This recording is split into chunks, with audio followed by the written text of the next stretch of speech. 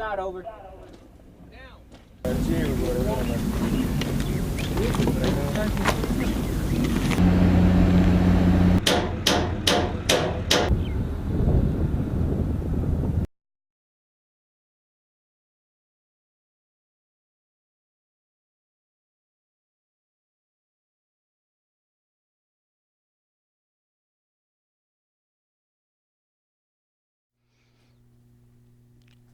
I had some friends that didn't make it out quite as well as I did, and a little bit rough sometimes.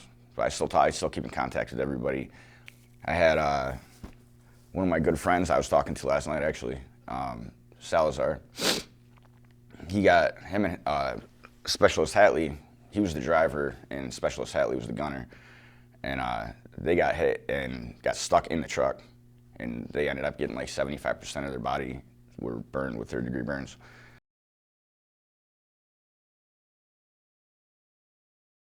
I was stationed in Schweinfurt, Germany.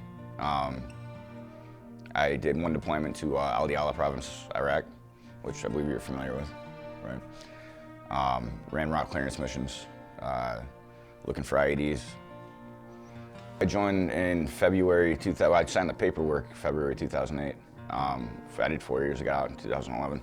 Highest rank, I got field promoted to a corporal team leader, so I was an E4 specialist that was field promoted to corporal, which is like a junior NCO.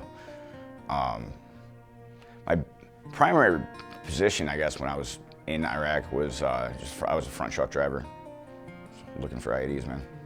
When I went in, my recruiters, I told them I wanted to go to school for engineering, and they told me I was going to be building bridges and, you know, designing things and stuff of that nature. And that's not at all what happened. So that was my expectation, but what ended up happening is we just, like I said, we drove around 5 miles an hour and looked for IEDs. We had some serious stuff pop off. Personally, I got blown up 3 times.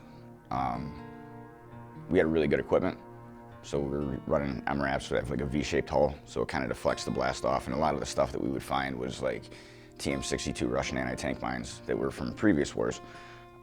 So I never got injured necessarily too bad. My friend Smith got hit with an IED. We were building a land bridge, and he was driving an Ace, which is kind of like it's like a track bulldozer type thing, is moving earth. And he got hit, and he ended up losing his leg from his knee down. And I was trying to monitor like 4 different radio channels at the same time, but his mic got pinned, and all I could hear was just him screaming. So I'm trying to like decipher like what was going on between like our battalion net or like what, like it was just insane. Like I had a mic that was on the ground, like with my squad leader jumped out of the truck to go try to help, and that experience specifically kind of is one of the reasons I needed to go get treatment. Like I started having like, it doesn't happen all the time, but I have nightmares sometimes.